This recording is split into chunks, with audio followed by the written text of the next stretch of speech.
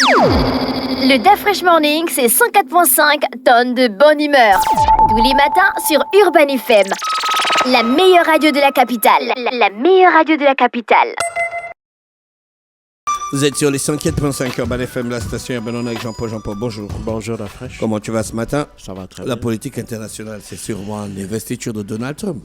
Au-delà de l'investiture, on va plutôt s'intéresser dans ce numéro-là, enfin dans cette chronique, au premier décret signé par Donald Trump. J'avais expliqué hier que, contrairement à ce que se faisait avant, c'est-à-dire que le président, une fois qu'il prêtait serment, en fait, il ne travaillait pas les 4 premiers jours pour permettre à la fois cette transition-là entre le permettre à ceux de l'ancienne administration de partir et à la nouvelle d'occuper les bâtiments fédéraux. Or, pour ce qui concerne Donald Trump, dès qu'il était président élu, il avait déjà expliqué clairement ce qu'il devait faire le premier jour même de son investiture, à savoir signer des dizaines de décrets visant ici à lancer en quelque sorte les promesses qu'il avait faites durant les 4 années de campagne qui ont précédé sa victoire en novembre dernier. Et évidemment, le moins que l'on puisse constater, c'est que c'est un véritable retour des États-Unis dans le camp des isolationnistes, c'est-à-dire ces pays qui privilégient d'abord une approche politique bilatérale ou unilatérale, plutôt que l'approche qui était celle de l'administration Biden, qui était plutôt une approche multilatérale. Et donc, Joe Biden, il a signé, comme je l'ai dit, des dizaines de décrets. Nous n'allons pas revenir sur tous ces décrets-là, mais nous allons quand même revenir sur certains d'entre eux qui, à mon sens, sont quand même assez emblématiques de la, si tu veux, de l'empreinte qu'il voudra laisser au cours de ce deuxième mandat-là. Alors, le premier décret pour lequel nous allons discuter ici, c'est celui qui concerne le fait que environ 1500 Américains qui avaient été arrêtés lors des événements du 6 janvier 2021, on se rappelle de l'assaut sur le Capitole, ont été graciés par Donald Trump. Il faut savoir que pour la plupart d'entre eux, sur les 1500, à peu près 1 millier purgeaient une peine de prison dans des prisons fédérales. Et puis, quelques centaines étaient frappés par des restrictions de liberté, notamment la restriction de mouvement, le fait qu'ils n'avaient pas le droit de quitter soit leur domicile, soit leur ville, voire leur comté ou leur État. Et donc, tous ces Américains-là qui étaient sous le coup de cette condamnation étaient considérés par Donald Trump comme des nouveaux otages, en quelque sorte, de l'ancienne administration. Et donc, par conséquent, il a donc décidé de les gracier. Et puis, l'un des décrets aussi qu'il a pris, c'est celui d'accorder non pas la suspension définitive si tu veux, l'interdiction de TikTok aux États-Unis. Il a plutôt signé une suspension temporaire pour permettre justement à TikTok de trouver soit un repreneur américain, soit un co-repreneur, c'est-à-dire que TikTok, pour ce qui concerne l'application aux États-Unis, soit elle va s'associer à un Américain, ou bien elle doit être rachetée par un Américain. Et donc, Donald Trump, il a signé un décret qui va temporaire de 75 jours, de suspension de 75 jours pour permettre cette réalité. Alors,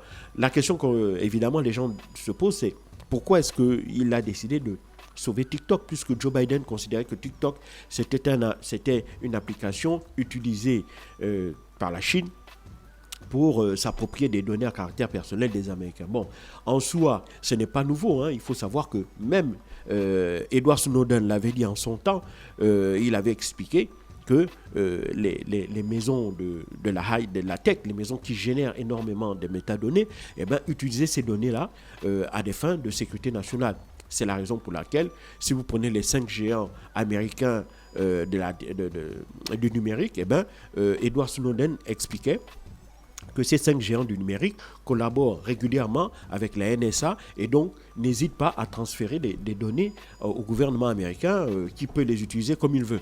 Alors donc, ça évidemment, ça avait suscité un tollé à travers la planète, mais aucun allié américain n'a jamais menacé le fait qu'il fallait, pour ce qui concerne l'utilisation de ces applications-là dans des pays dans leur pays, obliger ces entreprises-là à vendre soit une partie, soit la totalité de cette application sur leur territoire. On voit là encore comment les États-Unis utilisent le fait qu'ils soient une puissance à la fois politique, économique et militaire pour imposer leur point de vue à d'autres pays. Il faut savoir que Mark Zuckerberg, par exemple, avait fait l'objet d'une convocation devant le Parlement européen pour justement venir justifier de l'utilisation des données qu'il tirait sur le sol européen. Eh bien, il avait juste fait un aller-retour entre Washington et Bruxelles et il avait tout au plus passé 1 heure sur place. Il avait lu un petit communiqué, il avait expliqué qu'il avait un rendez-vous qu'il attendait aux États-Unis, il était reparti. Les eurodéputés avaient crié au scandale, au manque de respect et tout ça, mais ça n'avait absolument rien changé du tout parce que, écoutez, Meta, c'est une grosse boîte américaine, elle génère des dizaines, voire des centaines de milliards de chiffres d'affaires chaque année. Donc, elle est aussi le bras armé de la toute-puissance technologique des États-Unis. Et donc, de ce point de vue-là, quand il s'agit d'entreprises américaines, eh ben, on n'a pas le droit de s'y opposer. Mais quand il s'agit d'entreprises étrangères qui opèrent sur le sol chinois et qui ont quand même un certain nombre, qui génèrent quand même elles aussi un certain nombre de métadonnées, et bien là, évidemment, les Américains n'hésitent pas à brandir la question de la sécurité nationale. Et puis, donc, ça, c'est la première. La deuxième chose, c'est que en réalité aussi, Donald Trump aime TikTok. Il faut savoir que lorsqu'il avait été banni en 2021 de Facebook, eh ben, il était allé s'inscrire sur TikTok. Lorsqu'il avait été banni de Facebook et Twitter, il était allé s'inscrire de Facebook et de Twitter, il était allé s'inscrire sur TikTok. Et depuis lors, il est suivi par au moins 15 millions d'Américains, entre 15 et 16 millions d'Américains qui le suivent. Et donc pour lui, il est absolument hors de question de se couper de ce contact-là avec ces millions d'Américains-là. Et donc c'est la raison pour laquelle, pour lui, il a décidé de suspendre et surtout qu'on a pu voir que lors de la cérémonie de prestation de serment, il y avait parmi les convives qui étaient présents lors de cette cérémonie, on avait particulièrement le président de TikTok qui avait déjà engagé des négociations avec Donald Trump dès l'instant où elle avait perdu la bataille devant la Cour suprême. Il faut savoir que la Cour suprême avait entériné la suspension, enfin le retrait de TikTok du sol américain. Et donc, Donald Trump a accordé ce sursis de 75 jours.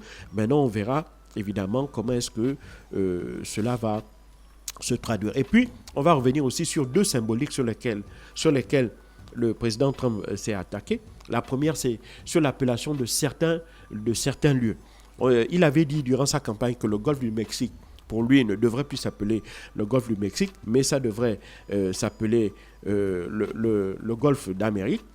Et il a aussi débaptisé la plus haute montagne des États-Unis, qui s'appelait le mont Kinley, mais dont le nom avait été changé par Barack Obama et qu'il avait appelé du nom d'Enalai. Ce nom d'Enalai était en réalité le nom de tribus autochtones qui vivaient autour de cet espace-là. Et le nom McKinley avait été apporté par les colons. Et donc Donald Trump, lui, il a décidé d'enlever le nom que Barack Obama avait placé, donc le mont Denali, et il avait décidé de remettre l'ancien nom du mont Denali qui s'appelle le mont McKinley. Et puis, évidemment, l'autre décret, et pas des moindres, c'est la sortie de l'OMS. Donald Trump a décidé de la sortie de cette organisation. Pourquoi? Parce qu'il y a déjà ce contentieux qui date de l'ère Covid. Il ne faut pas oublier qu'il y avait une véritable bataille entre les États-Unis et l'OMS sur la question de la manière dont on gérait le Covid. L'OMS tirait à boulet rouge en disant que Donald Trump ne comprenait rien au Covid et que Donald Trump, au contraire, niait l'évidence scientifique qui était de l'existence même de cette pandémie-là. Et on l'a vu par la suite, Donald Trump était contre l'utilisation de vaccins. Enfin, pas contre l'utilisation de vaccins. Donald Trump, par contre, a été le premier à financer les vaccins et permettre leur accélération pour leur utilisation. Mais, si tu veux, la confiance était déjà cassée entre l'OMS et son administration. Et donc, lorsque Joe Biden est arrivé, tout ce qu'il a fait, c'est accélérer déjà en fait, le courant qui avait été lancé par Donald Trump en ce qui concerne les vaccins et acter le retour en quelque sorte de l'OMS, des États-Unis au sein de cette organisation onusienne. Eh bien, Donald Trump, il a décidé de ressortir de l'OMS et ce n'est pas le seul accord dont il a décidé de ressortir de nouveau, puisqu'il a annoncé que les États-Unis quitteraient encore les accords de Paris de 2016, accords dans lesquels les États-Unis étaient revenus à la suite de l'arrivée de Joe Biden à la Maison-Blanche. Et il faut aussi savoir que l'accord sur le nucléaire iranien, même si les Américains n'étaient pas revenus, mais les Américains, en quelque sorte, s'étaient rapprochés un peu des négociateurs, puisque il faut savoir que d'autres pays qui étaient là pour garantir cet accord-là, à savoir la Russie, la Chine, la France, l'Angleterre et l'Allemagne, et les États-Unis s'étant retirés de l'accord, mais sous l'administration Biden, elle continuait quand même de par son influence et par la présence de ses alliés parmi les signataires pour essayer de faire peser ses intérêts. Alors ce qui est clair, c'est que Donald Trump a décidé donc de retrait pur et simple de l'Iran, de cet accord sur le nucléaire iranien. Il va certainement durcir les sanctions contre l'Iran. Et l'Iran n'est pas le seul pays à faire les frais du retour de Donald Trump. C'est également le cas pour Cuba. Cuba qui avait été sorti par Joe Biden de la liste des pays faisant la promotion du terrorisme, Donald Trump a décidé de remettre Cuba dans cette liste-là, ce qui veut dire qu'un certain nombre de sanctions qui avaient été allégées à l'époque de Joe Biden vont être durcies sous Donald Trump. Il faut comprendre que ce retour-là, en termes de durcissement de relations avec Cuba sous l'administration Trump, c'est une promesse de campagne. Il faut savoir que la plupart des Américains d'origine cubaine qui vivent aux États-Unis, ce sont ceux qui avaient fui le régime de Fidel Castro. Et donc, depuis lors, ce sont devenus des Américains et qui votent très majoritairement du côté républicain parce que les républicains restent vent debout contre reste vent debout contre l'administration qui est arrivée avec la révolution cubaine sous Fidel Castro, et c'est ce pouvoir-là qui est encore en place à la Havane. Et donc pour Donald Trump, le fait de sanctionner une fois de plus Cuba correspond justement à faire promettre à ces Américains d'origine cubaine la promesse que tôt ou tard, il faut faire tomber ce régime-là, et les sanctions pour eux sont la meilleure arme justement pour faire tomber le régime communiste qui est en place à Cuba. Et puis l'autre décret sur lequel Donald Trump, que l'un des autres décrets que Donald Trump a signé hier, et ce sera le dernier sur lequel je vais m'appesantir, c'est celui sur l'immigration. Il vise deux choses. Le premier décret vise à faciliter, si tu veux, les procédures d'expulsion.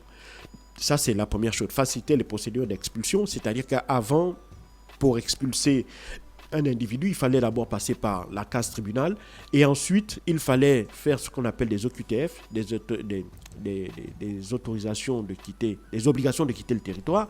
Et ces obligations-là, pour qu'elles soient appliquées, il fallait l'accord du pays destinataire.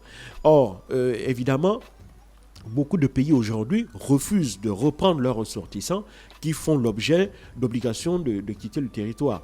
Parce qu'ils estiment que ces gens-là, lorsqu'ils sont partis, c'est parce qu'ils fuyaient un certain nombre de conditions. Et donc, pour beaucoup de gouvernements, ils considèrent que soit ces personnes ont raison de partir, si c'est pour des raisons économiques, c'est une manne.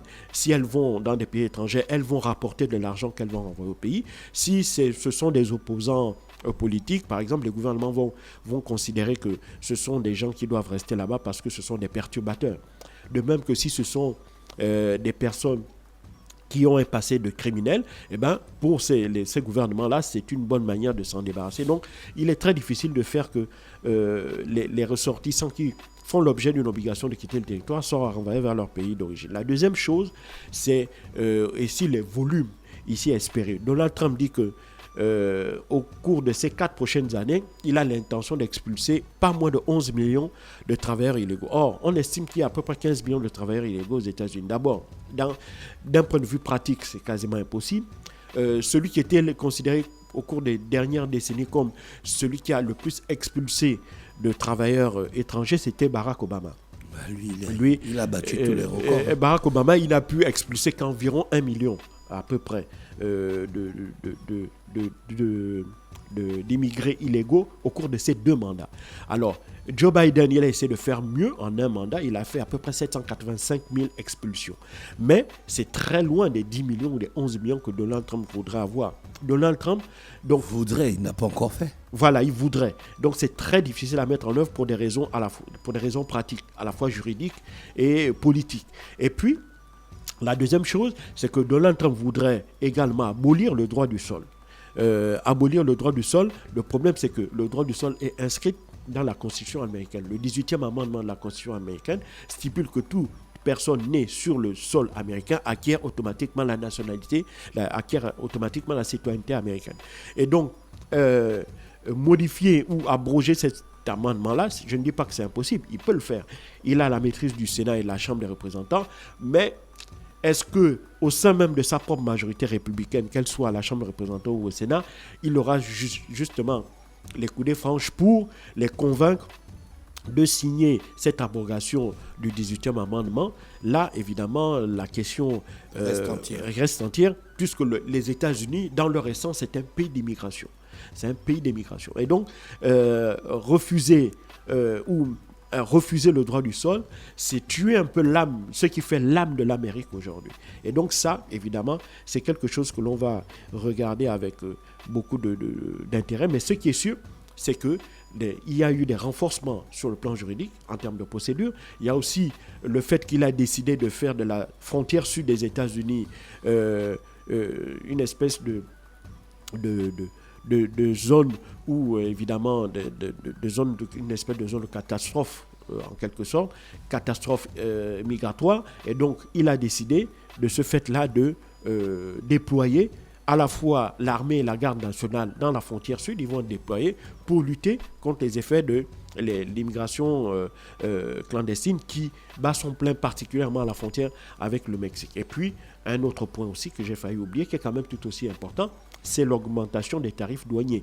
Il avait dit qu'il allait augmenter les tarifs de douane de 25% à la frontière du Mexique et du Canada, et de près de 60%, voire au moins 60% pour ce qui concerne la Chine. Je crois qu'il parlait aussi de 25% pour ce qui concerne l'Europe. Et donc, on va voir comment est-ce qu'il va mettre ça en place, mais c'est un couteau à double tranchant, les tarifs douaniers.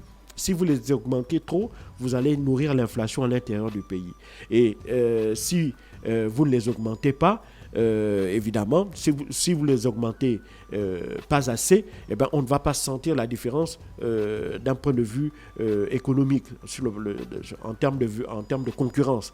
Et donc là, tout dépendra du dosage de ces tarifs douaniers, et surtout que l'utilisation de cette arme-là n'est pas là. Les raisons ne sont pas les mêmes.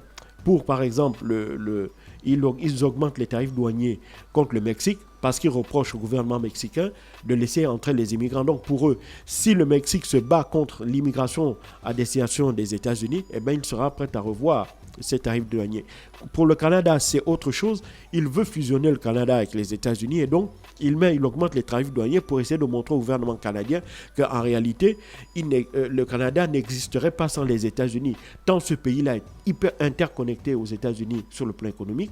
Près de 70% des échanges du Canada se font avec les États-Unis.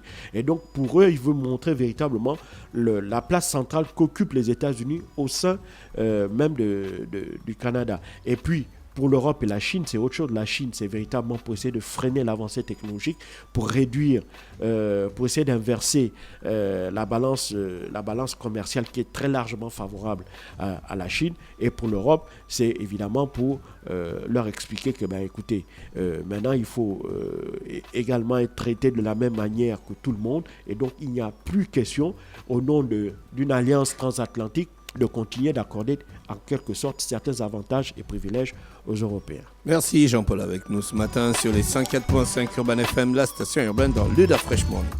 Le Da Fresh Morning, c'est 104.5 tonnes de bonne humeur. Tous les matins sur Urban FM. La meilleure radio de la capitale. La meilleure radio de la capitale.